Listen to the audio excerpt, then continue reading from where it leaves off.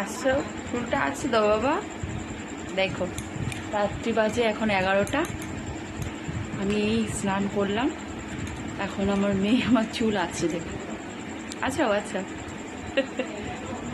সব চুল উঠে টাক পড়ে গেছে, আর যে কটা আছে ও সব দেবে তুলে।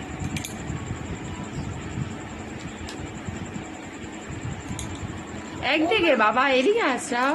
মা হুম, বলছি কি কোন দিকে বাঁধবো? চুল বাঁধবে? কি করে বাঁধবো গো? তুই পারবে বাঁধতে? পারবো। ও বাবা দেখো, ক্লিপ কোথায়? ঠিক আছে দাও দাও, আটকাও দেখি কেমন বাঁধতে পারো। ঠিক আছে, জামা পরে